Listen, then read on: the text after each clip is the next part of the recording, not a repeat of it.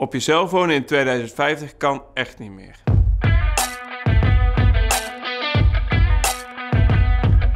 Nederland kampt met een wooncrisis. Het blijkt voor jongeren heel lastig om een huis te vinden op de woningmarkt.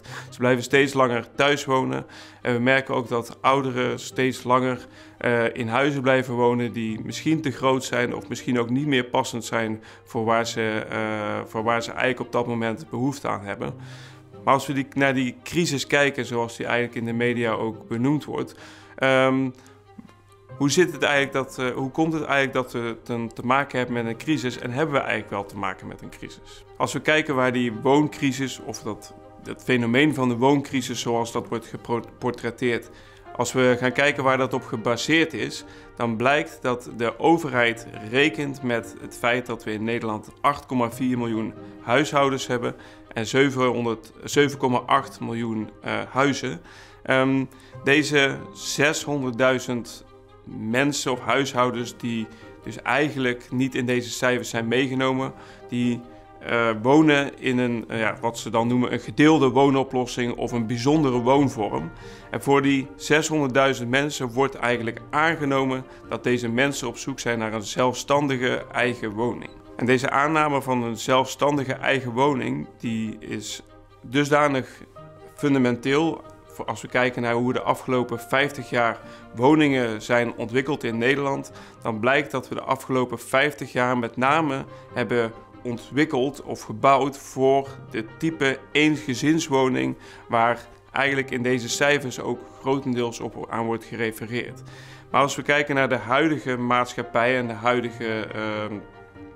huidige situatie en de huidige behoefte aan woonvormen, dan blijkt dat die hele typering van bijzondere woonvormen helemaal niet meer strookt met die idee van dat iedereen op zoek is naar een eigen woning.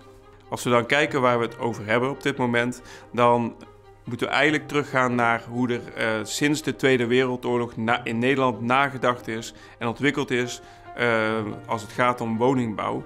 Sinds de Tweede Wereldoorlog, na de Tweede Wereldoorlog, vonden we in Nederland dat iedereen recht had op een eigen woning met een tuin. En daar is sinds de Tweede Wereldoorlog enorm op ontwikkeld. Er zijn Vinex-wijken ontstaan, er zijn groeikernen ontstaan.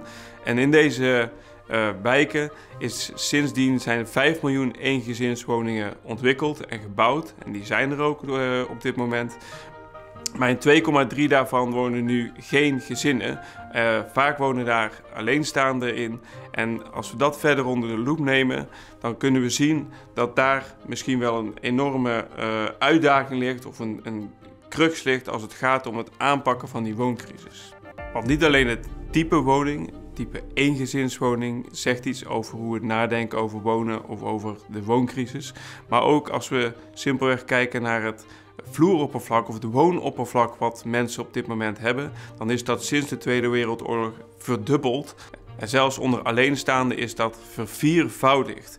Dus als we kijken naar waar mogelijke oplossingen liggen voor de wooncrisis, moeten we ook die aspecten niet negeren en niet blind staren op het type woning, maar ook met name de woonoppervlakte wat we hebben. We redeneren namelijk in Nederland heel vaak dat we klein wonen, dat we met veel op een kleine oppervlakte wonen.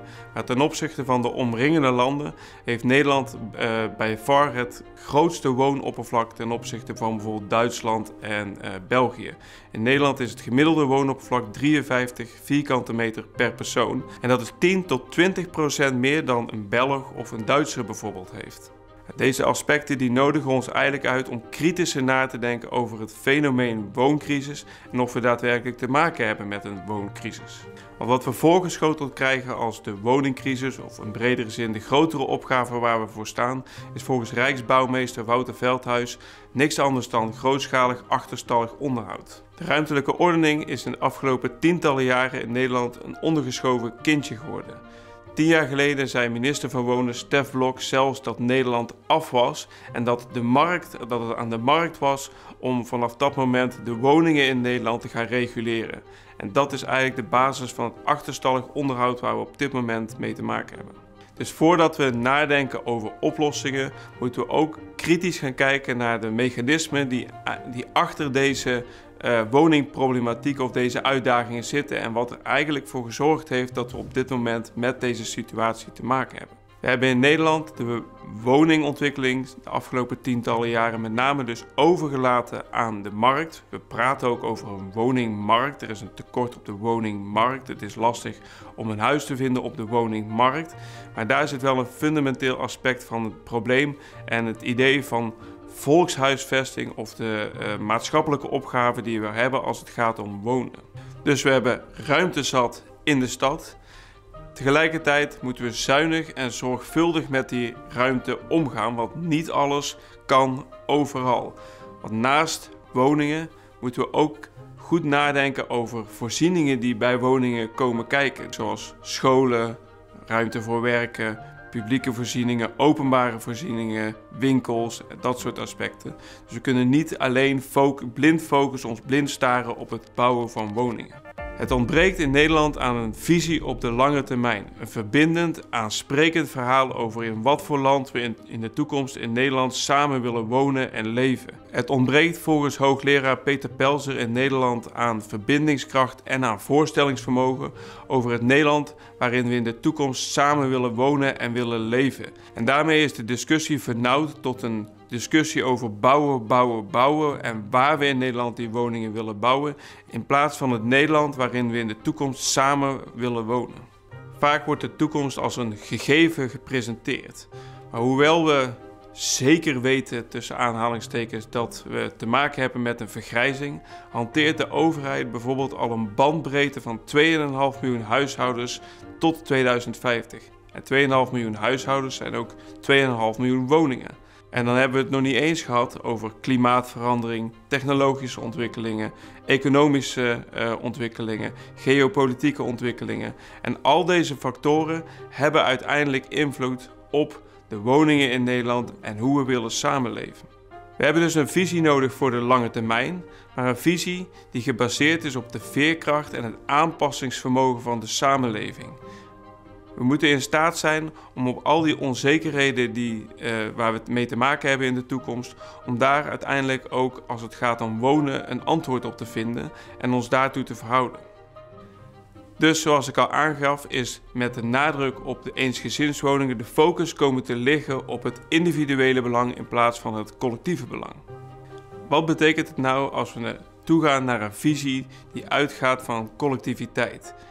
Gemeenschappelijkheid en collectiviteit kunnen bijdragen aan meer sociale verbinding, aan verduurzaming, aan betaalbaarheid en aan een betere benutting van schaarse ruimte. Het centraal stellen van die gemeenschappelijkheid geldt dan op stads-, buurt- en op gebouwniveau. En het gaat ook over een visie waarin bewoners actief betrokken worden bij het nadenken over de plannen en over de verschillende woonvormen die daar dan uit voortvloeien. Ten eerste vereist dat een visie op meer gemeenschappelijke woonvormen zoals hofjes of bijgebouwen op erven. En ten tweede vereist dat een visie op flexibiliteit, dus bijvoorbeeld op verplaatsbaarheid van woningen of tijdelijkheid van woningen. Als we kijken naar een visie op gemeenschappelijkheid en collectiviteit op stadsniveau, dan is het Weense model een vaak aangehaald en een heel aansprekend voorbeeld. Als een van de weinige steden in de wereld, grote steden in de wereld, zorgt Wenen ervoor dat betaalbare huisvesting voor iedereen beschikbaar is. Omdat alle woningen of een groot deel van de woningvoorraad uiteindelijk in het bezit van de stad is en georganiseerd is in woningcorporaties. Een ander aansprekend voorbeeld op stadsniveau of grootstedelijke niveau is het Vallestaden-model in de Zweedse stad Linköping.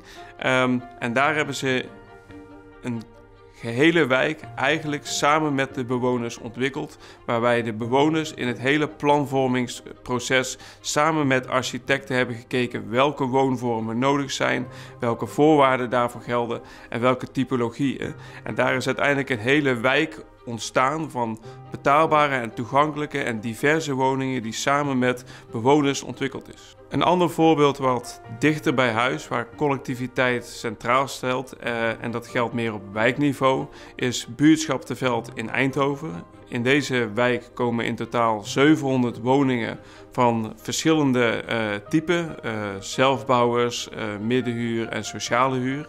Maar het hele idee vanuit deze wijk is dat bewoners samen werken aan een gemeenschappelijke wijk. Dat doen ze door bijvoorbeeld gemeenschappelijke buitenruimte te delen en samen na te denken over andere vormen om een deelgemeenschap in deze buurt vorm te geven.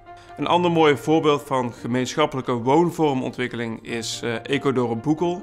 En daar zijn ze nog een stapje verder gegaan. Daar hebben ze duurzaamheid en circulariteit helemaal doorgevoerd in het ontwikkeling van het dorp. Zo zijn alle bouwmaterialen circulair, hebben ze een gezamenlijk voedselbos en is de water- en energievoorziening ook zelfvoorzienend. Maar dat dit soort concepten niet alleen ontstaan aan de randen van de stad of in dorpen, bewijst ook het concept Space S in Eindhoven, een hoogstedelijke gebiedsontwikkeling in Strijp S, waar 1000 bewoners samen ontwikkeld hebben en ontworpen hebben aan een gezamenlijk wooncomplex met gezamenlijke voorzieningen zoals wasmachines, gezamenlijke ruimtes en bijvoorbeeld ook een gezamenlijke logeerkamer. Maar ook op gebouwniveau zijn er veel mogelijkheden om na te denken of te werken aan collectiviteit.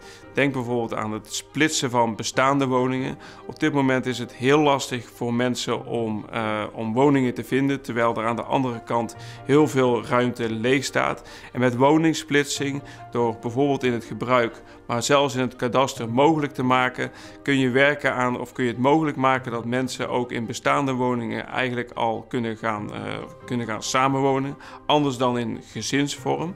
Dit zien we bijvoorbeeld ook bij mogelijkheden als het gaat om erfdelen.